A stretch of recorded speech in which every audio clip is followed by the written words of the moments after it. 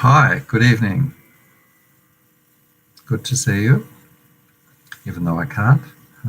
Hope you're well.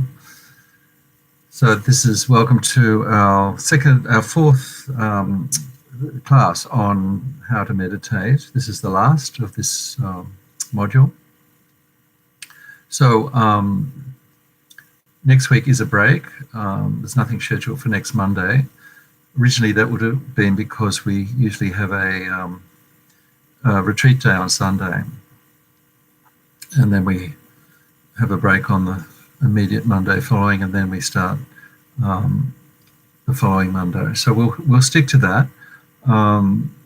You could also, you might want to do a retreat on Sunday, your own retreat, do some of the practices. And also it's a good chance to just catch up on reading.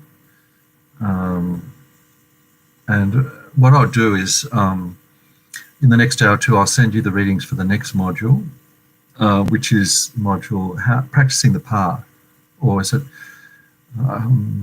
approaching the path? Can't remember exactly the title, but it's basically, I think, just an outline of the Buddhist teachings, the Lam Rim, an overview.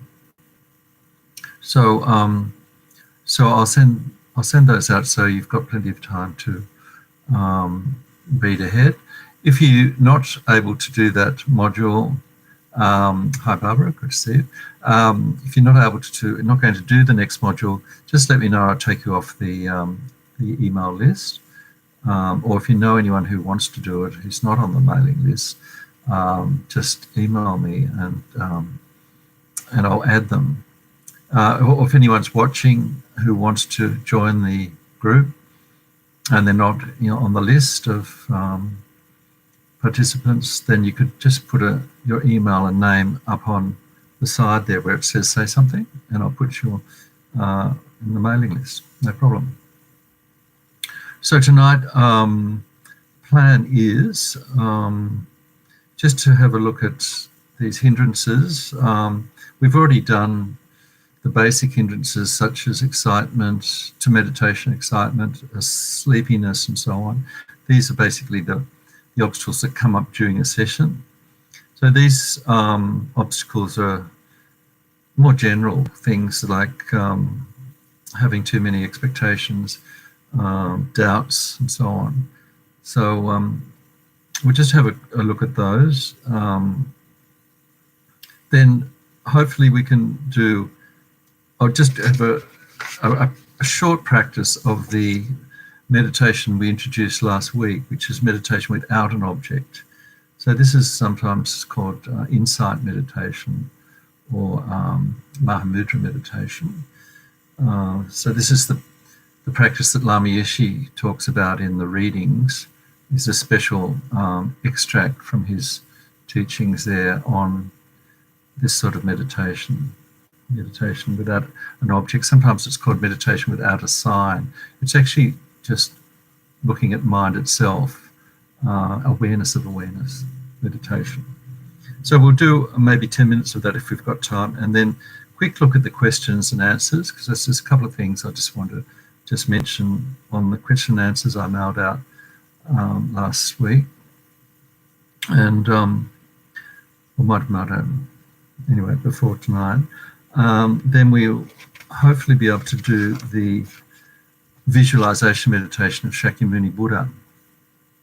So this is one that Kathleen MacDonald does quite in detail in her transcript of her teachings of this module.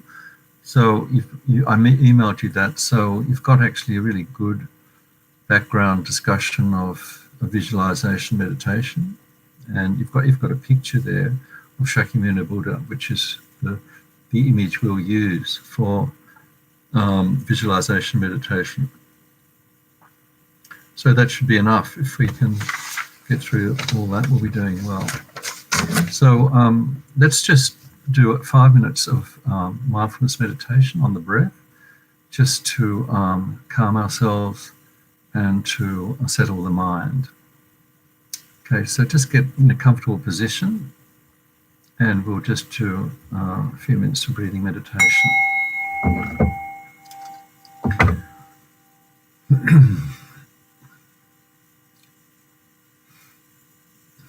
Okay, we're just now getting ourselves comfortable.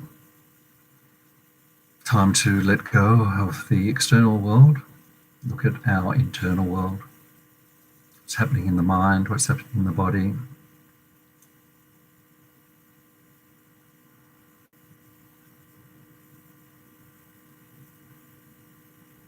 Just a moment or two to set our mind in the right direction. How fortunate we are to just be able to get together like this, even with all the restrictions, the shutdown, the lockdown, and we can still do our session, our program, 1.5 hours, where we can just study the Dharma, do some practice, take care of our mind.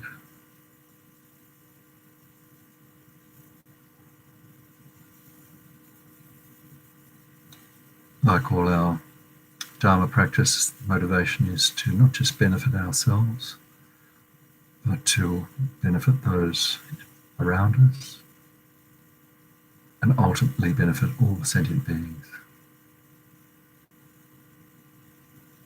all living beings. Now coming into the body, being comfortable on our chair or the floor, evenly balanced, shoulders relaxed, back reasonably straight. Eyes can be closed or just gently open.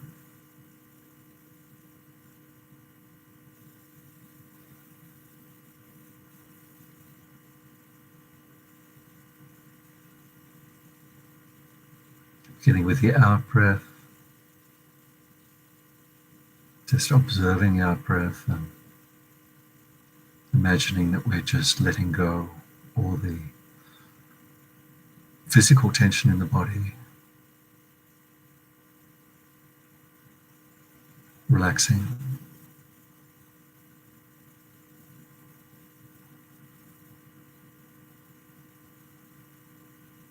Letting go all the mental busyness in the mind, all the obstacles to our practice.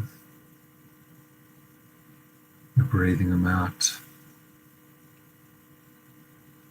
letting them go.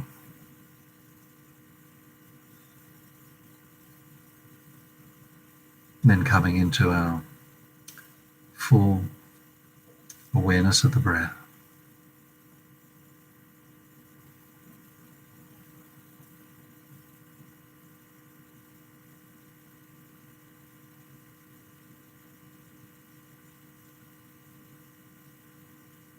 Observing the movement of the body with the breath.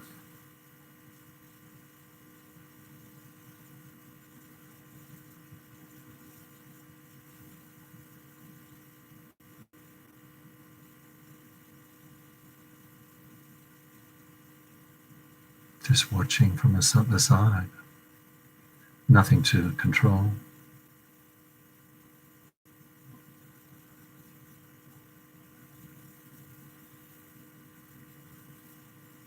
Observing either at the nostrils or the abdomen rising and falling, or the whole body moving with each breath.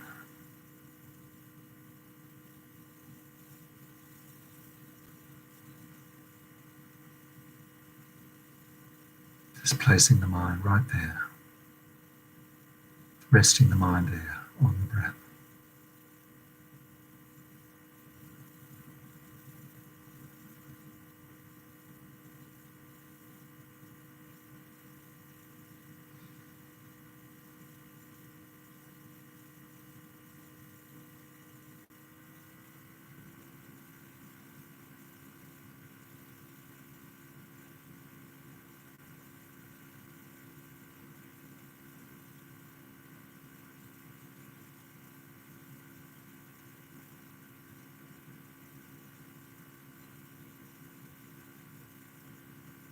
Staying with the breath and checking from time to time, are we on the breath or have we wandered?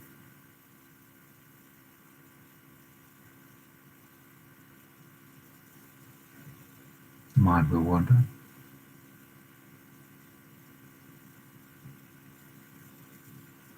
But when we notice that, we just disconnect that distraction, let it go. Patiently come back to the breath.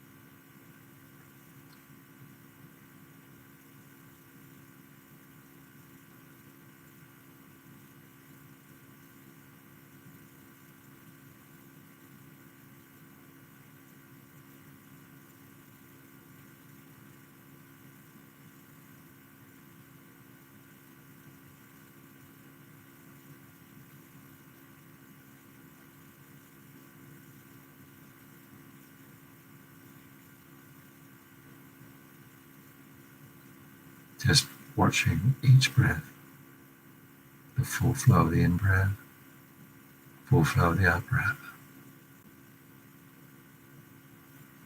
So simple.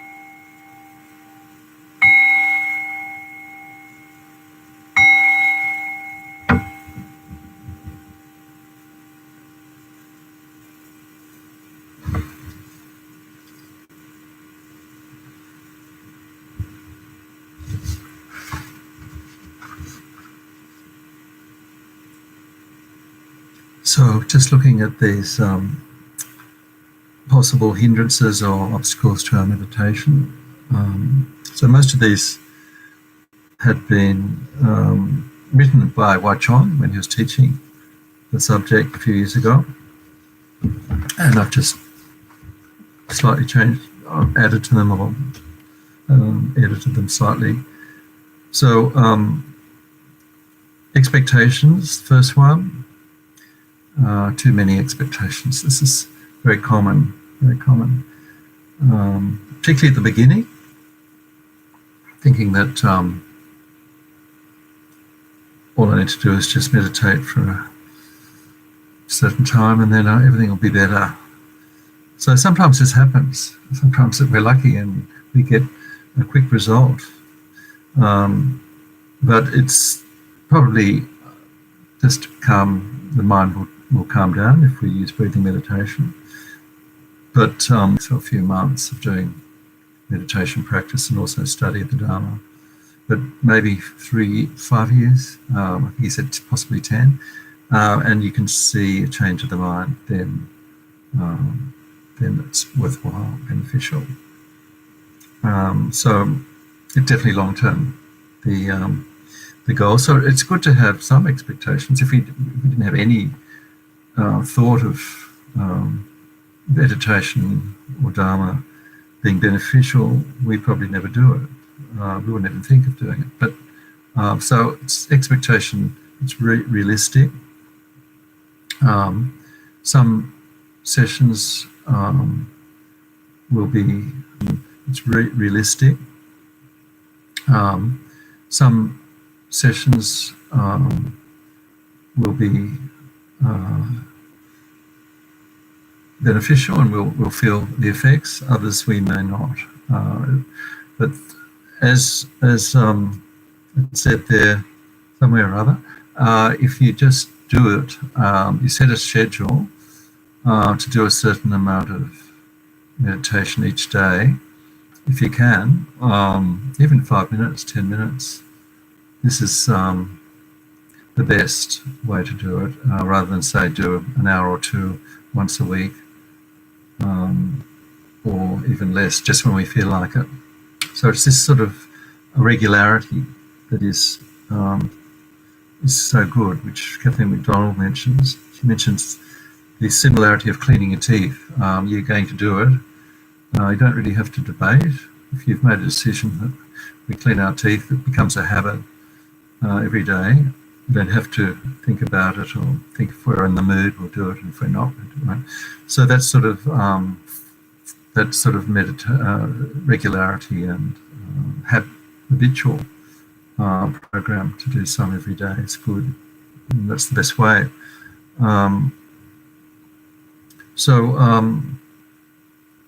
Also the motivation before we start is good to think that I may or may not feel any different after it.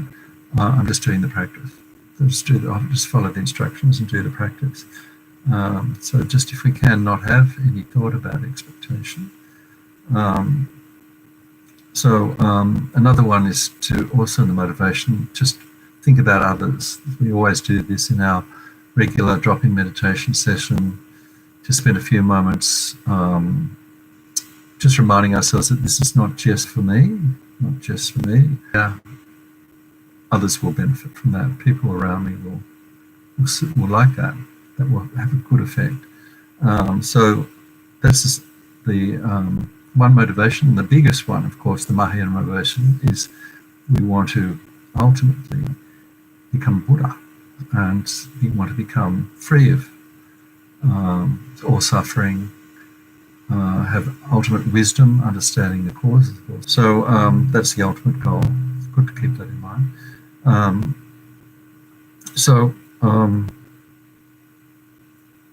Accepting whatever happens. So sometimes strange, pleasant or unpleasant experience could happen. We have talked about that, I think, in our second class. The loving kindness towards yourself, that's good.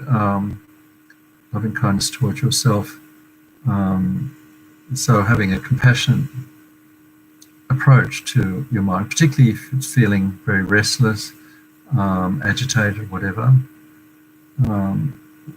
Feel this is my mind. This is my mind as a suffering sentient being, just like others.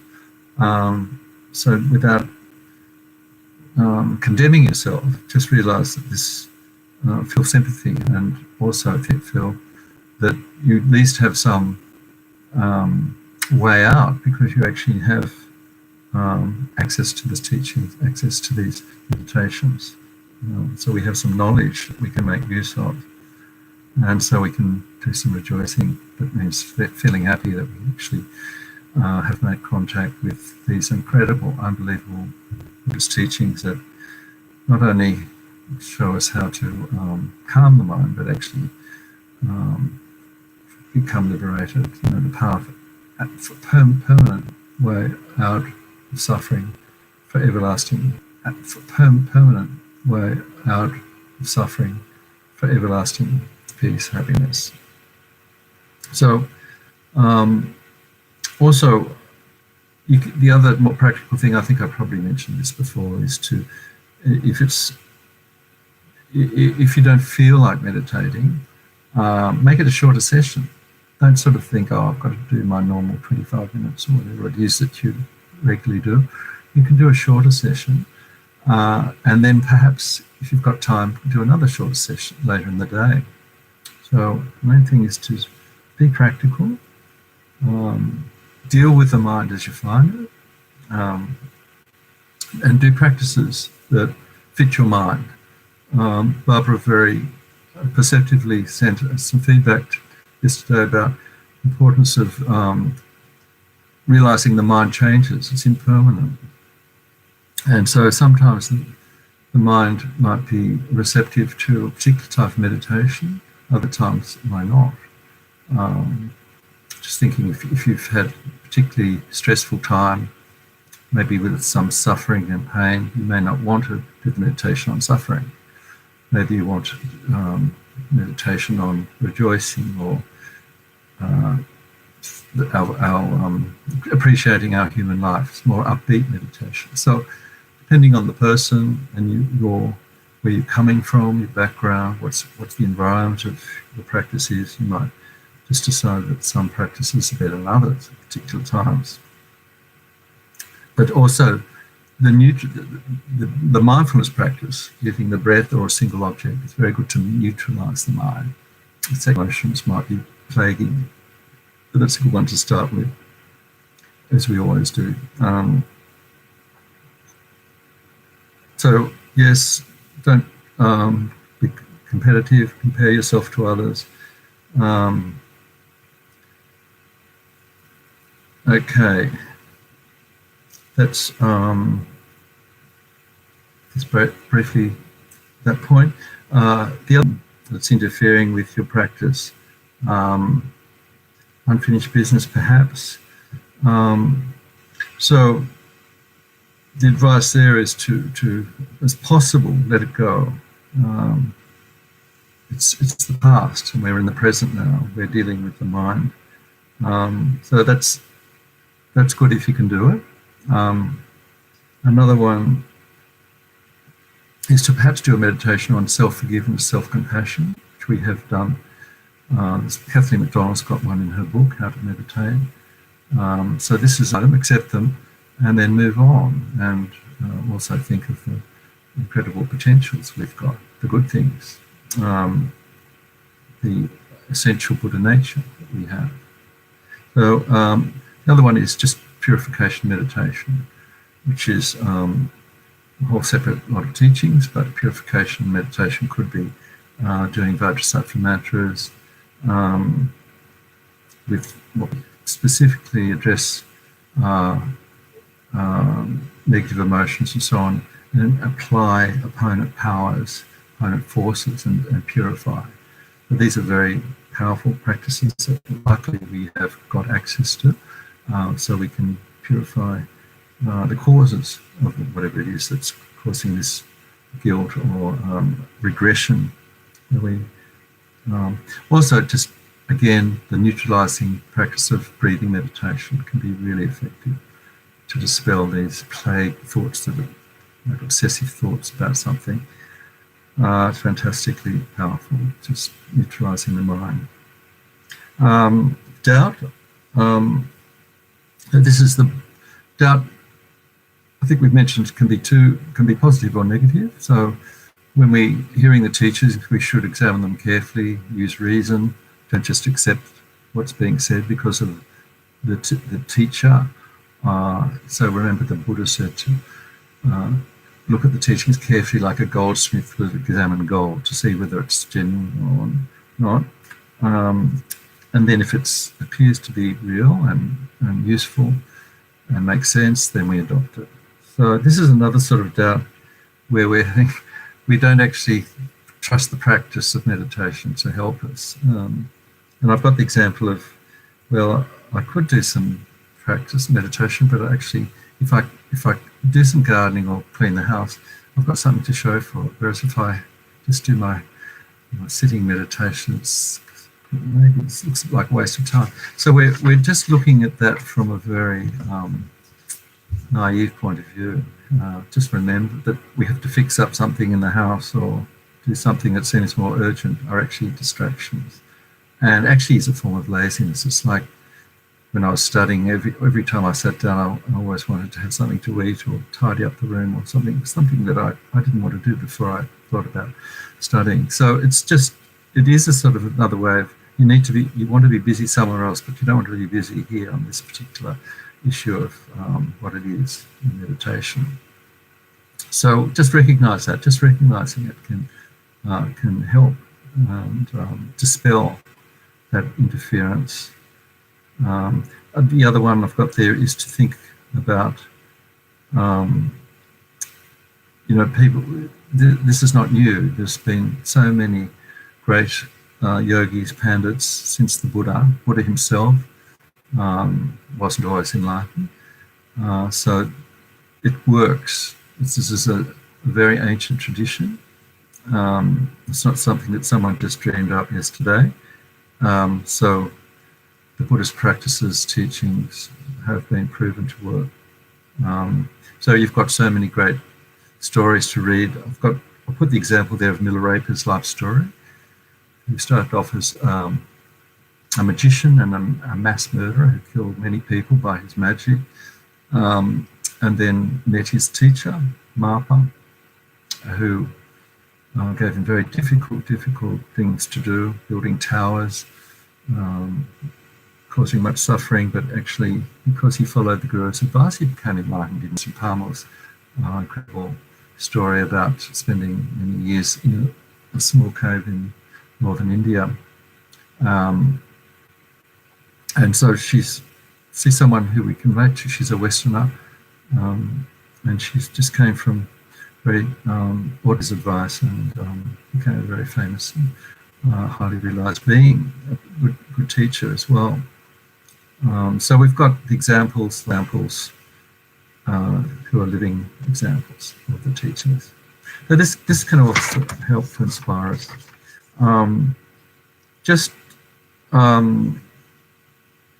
Just on general, so I won't go through. There's quite a bit there. Give yourself encouragement, etc.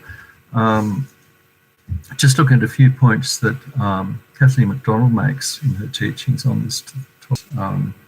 Stick with that. It might be a particular visualization, or a particular mantra, or it might be a guru. Then he will tell us what's best to practice. He'll tell us, usually give us a good timetable and detailed instructions. But otherwise, we can use our own wisdom and just reading Kathleen's advice there and not do anything else. But you can do a variety of different practices in different sessions of the day or different times. And then you can do retreats. In one retreat, you can focus on one practice. Another retreat, focus on a different practice. So retreats can be anything from half a day, a weekend. Some people do 3-year retreats. So just remember that the real point of meditation is to work on the mind, to increase negative aspects and increase the positive aspects. So also the time, she mentions the morning is usually the best time because the mind is fresh, but we need to adapt. If we actually might be more an evening person, we can do a practice at night.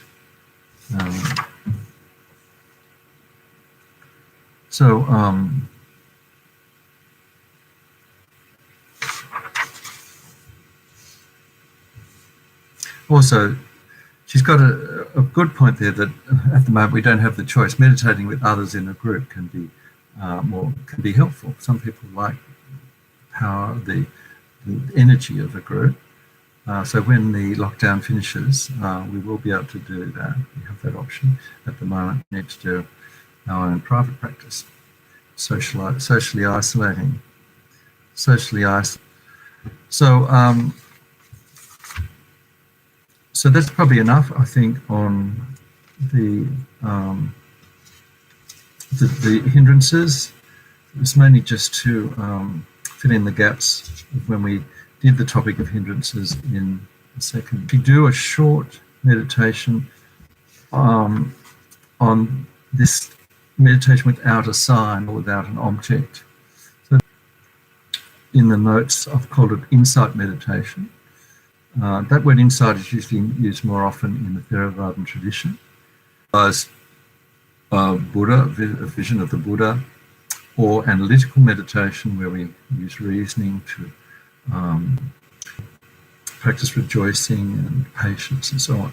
So this one, we're actually just using our whatever we've got in the way of focus, concentration, to rest that sort of that calm mind on the mind itself. Meditation without an object is that we become the sky. And in the example of the mirror of the mind, observing or apprehending things that come. I'll just run through a few points if I can find them. So this is meditation where we use and visualized image. That means an image in our mind. We can actually start off with looking at a picture or a statue. In fact, there's a very good, beautiful picture on page 65 of Shakyamuni Buddha in this posture of meditation. So she explains all the symbolism of that.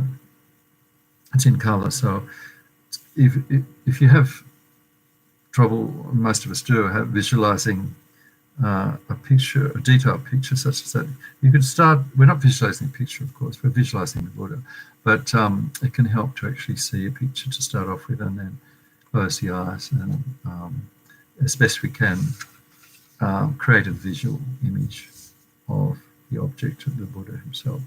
So so we can use visualization, as she points out, as a calm abiding meditation, like a mindfulness meditation, by just focusing the mind on that visualized image. Very powerful. So this is shamatha meditation, place of meditation. Or the more elaborate use is what we have here, which is where we not just visualize the picture of the Buddha, but we visualize various things happening. We visualize the Buddha emitting light, healing light, different colors. Then we visualize that the light is coming into our hearts and transforming ourselves. So this is using tantric meditation, tantric practice. It's just a very introductory tantric practice. So we actually use the light to transform our image of ourselves, using that powerful image of light coming to the heart and disintegrating all the physical body, and we ourselves become a Buddha. So remember in Tantra, we take the result into the path. So the result is we want to become enlightened. So we imagine ourselves as a Buddha, which is the end result of our practice. And so this is using visualization in Tantra, in tantric practice. So we create a new image of ourselves, and we, as best we can, identify with the Buddha nature of ourselves, rather than the ignorant or tradition, what we normally carry around with us, a very limited view of ourselves, as infused with the Buddha energy, and we can actually radiate that energy out as if we were a Buddha, healing all sentient beings, and bringing them benefits, bliss, so on. So that's actually what the practice involves. This is quite elaborate practice, and so there's quite a lot of explanation of the symbolism of each part of the Buddha image. I'll just run through it quickly so we don't have too much talking during the actual practice. So the emphasis is on seeing the image as light, insubstantial. The comparison of a rainbow, it's like a rainbow. It looks very beautiful and radiating, but we can't find anything substantial there. It's just light. But this is what the image of the visualized image we should feel is that it's light, but not some sort of materialistic object. So the Buddha we visualize is about level with the forehead and about 2 meters in front. Kathleen McDonald's teaching, and the fingers are outstretched, pointing downwards towards the earth. And in his left hand, he holds a bowl filled with nectar, which is medicinal nectar, healing nectar. And so that's resting in his lap, the bowl in the hand resting in the lap, palm facing upward. So this Buddha is golden light. He's transparent, radiant, and glows and radiates golden light. Face is extremely beautiful. And he has this compassionate gaze, very gazing at us and all beings. We can imagine the gaze is totally accepting of all our faults without any judgment, very kindly, joyful expression. So the Buddha has blue-black hair, and each strand of hair curls separately. And on the top of his head has this pinnacle called a Ushnishna, a crown protrusion that symbolizes symbol of his perfect wisdom. And so just looking to make sure I've got the right page notes here.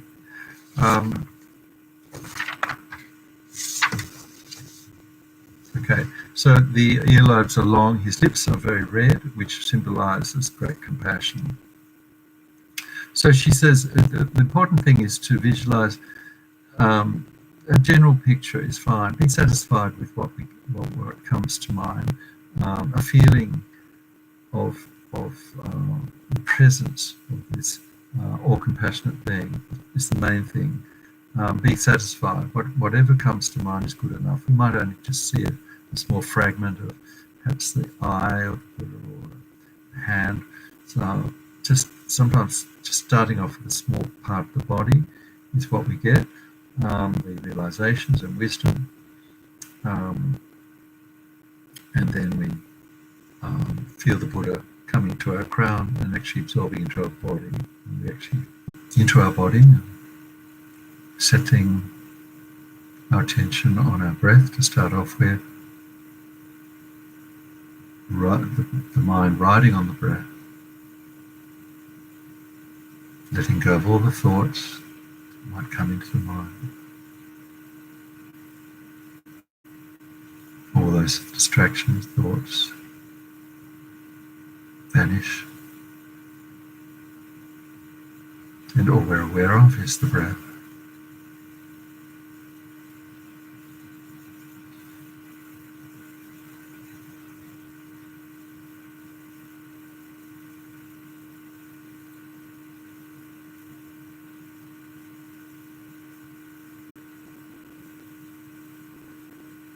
And the gentle rhythm of the breath in the body.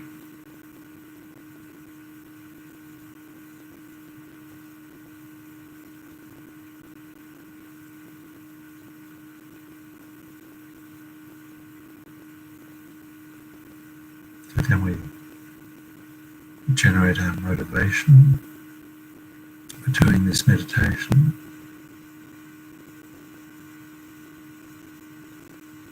So we are doing the practice to increase our love, compassion, kindness, wisdom, not just for our own benefit, but for the benefit of others.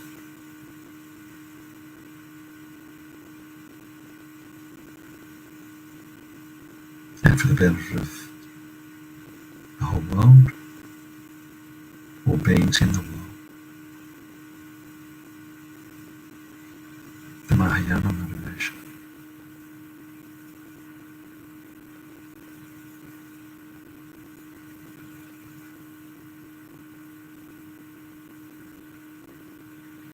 So then we begin visualization, remembering that this is not using the eye faculty, using our imagination, the level of our forehead,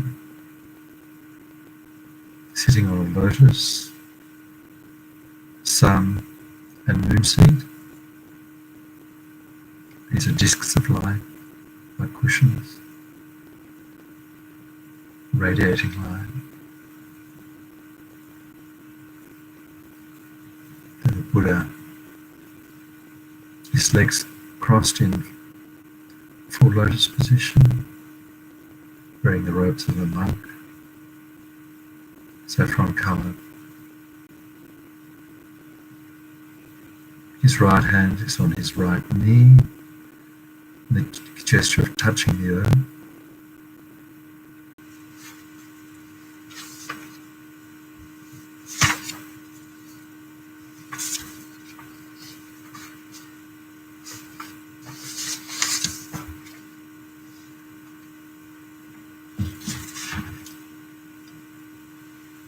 So just have a feeling of the Buddha in front of us. If it's not clear, don't worry. Just feel content with that general vision of light in front of us. The presence of the Buddha with all his qualities, unconditional loving kindness and wisdom. Feel the love kindness radiating towards you. The light is emanating from each pore of Buddha's body. Feeling assurance that he's completely dedicated to helping you, guiding you.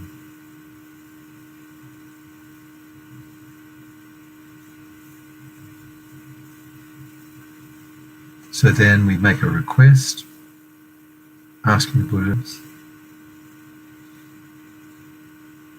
and receive all his blessings and realizations, making that heartfelt request.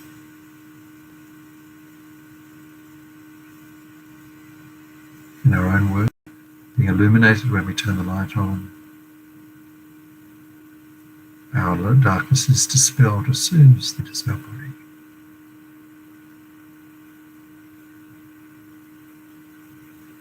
Just staying with that vision of purifying white light radiating, permeating every pore of our body, every cell, every atom. The Buddha's white light, purification energy, healing energy.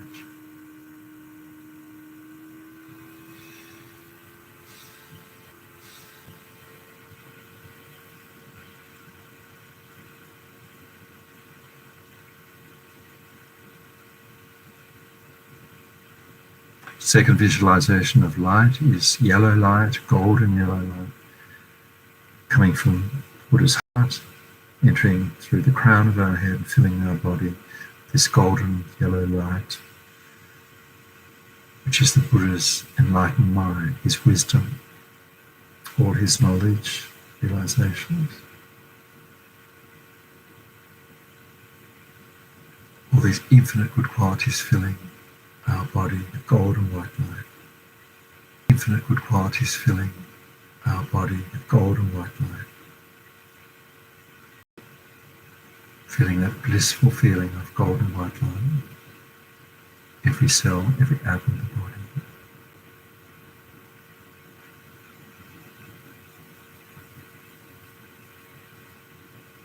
Just staying with that feeling.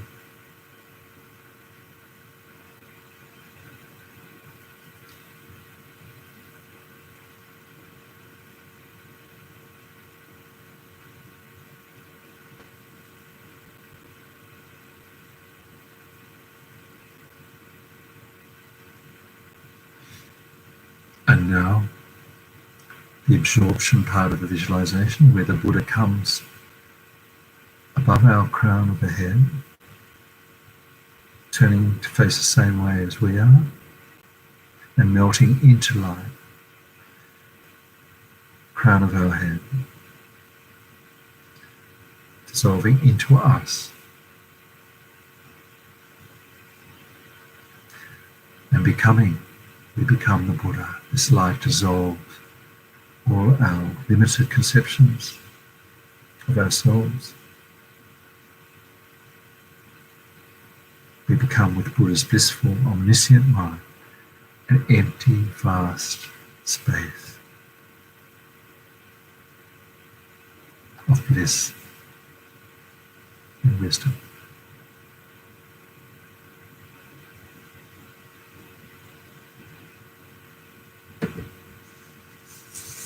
On the sun, moon and lotus,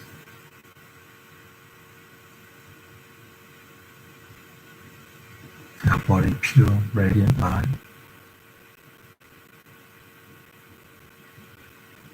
identify as a fully enlightened Buddha.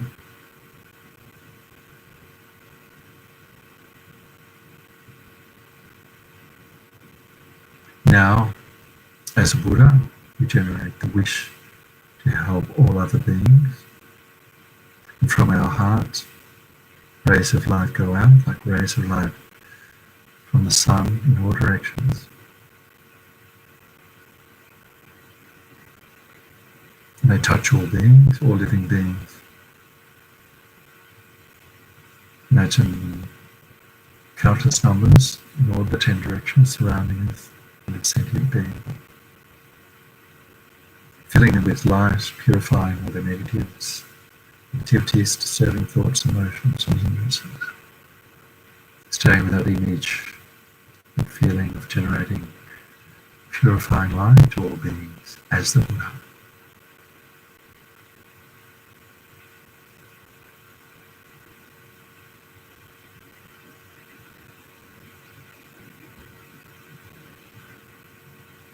This light purifies, transforms their mind.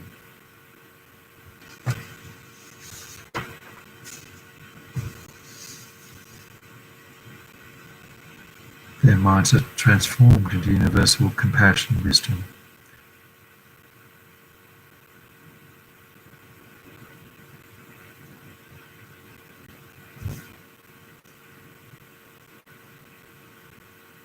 All these qualities are attained in the minds of all the beings.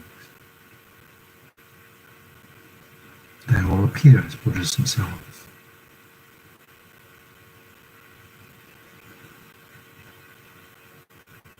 So then we feel a sense of joy that we've been able to bring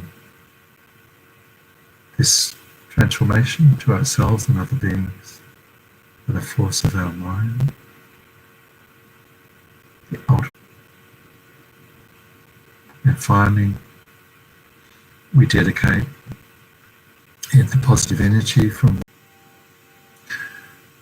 All right, so we finished a little bit early because I think there have been problems with transmission, reception, internet traffic. So thanks so much for those who did watch and patiently bore some of the difficulties of whatever happened during the transmission. And so we'll meet again Monday after next. Have a good night, a very good week or two. Please stay well, stay safe, and I'll see you in a couple of weeks. Thank you. All right, now I'm ending the stream. So, bye-bye.